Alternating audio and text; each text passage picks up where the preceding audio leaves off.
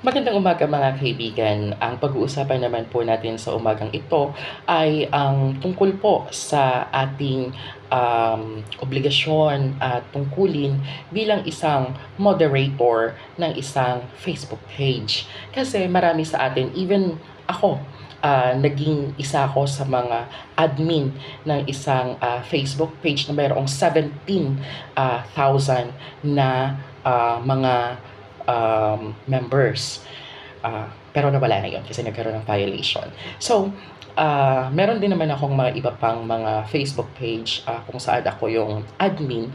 At ito lang yun, mayroon kasing nagtanong sa akin na merong nag-post sa kanyang Facebook page at siya ay inirereklamo bilang administrator. Meron din naman nagtanong sa akin tungkol sa ganyan kasi meron niyang mga nag-aaway-away doon sa kanilang page at siya bilang administrator ay inirereklamo din. So, ganun din naman ako nung ako yung administrator.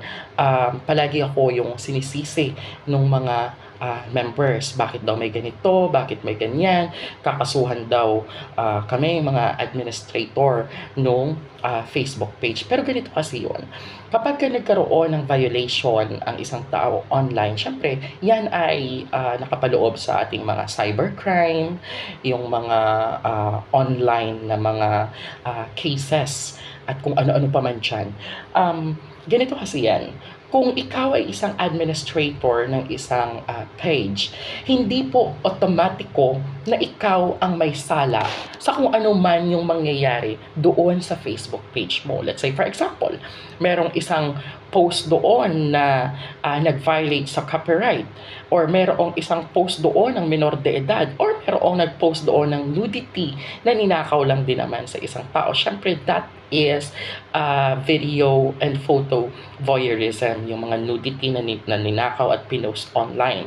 So, hindi po otomatiko na ikaw bilang isang administrator ng Facebook page na yan ay magiging liable doon sa issue na yun. Hindi ganun. Kasi ganito yon.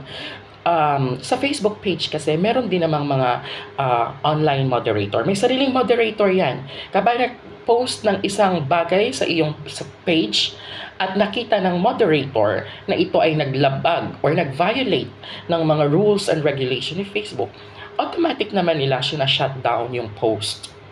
Paano kung hindi na-detect?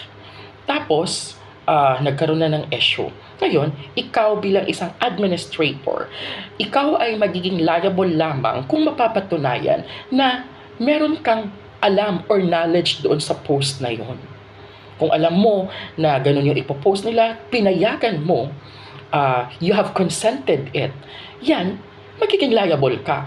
Or kung halimbawang nakita mo na nagkaroon ng violation doon, karoon na ng issue, pinabayaan mo lang, wala kang ginawa, then that's the time that you will be held liable for whatever is happening within your page. Kasi ikaw ang administrator, ikaw ang dapat na mag-maintain nito. Pero, kung ikaw bilang isang administrator, nakatulog ako isang oras lang sila nagbangayan doon, isang oras lang sila nag-post, tapos nawala agad.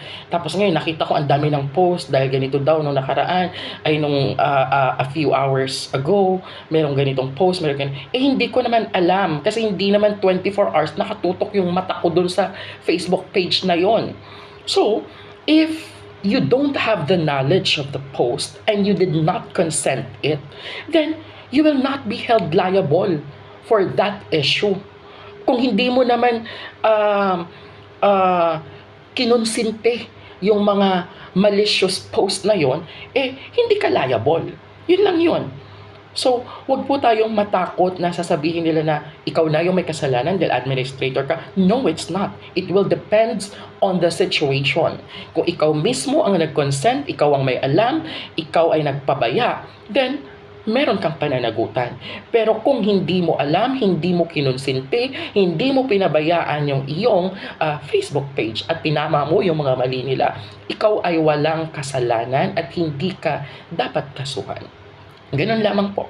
Ngayon, Kung yung kaso ikakaso sa'yo ay mas merong katumbas na kaparusahan na 4 years, 2 months, and 1 day, kailangan pa yan ng preliminary investigation. Dadaan po yan sa special prosecutor na specialized for online issues. Tapos, syempre, papadalan ka na sa FINA. You will explain your side. O, di doon pa lang, explain mo na yung side mo kung bakit wala kang kasalanan at nang sa ganun, hindi na umakyat yung kaso sa korte. Kasi, lahat ng kasong yan ay dadaan muna sa fiscal or sa prosecutor for proper investigation, and the prosecutor will have to determine whether there is a probable cause or none kung iaakyat ba yung kaso o hindi. Yun lang yun. Sana po may natutunan tayo sa araw na ito at maraming salamat po.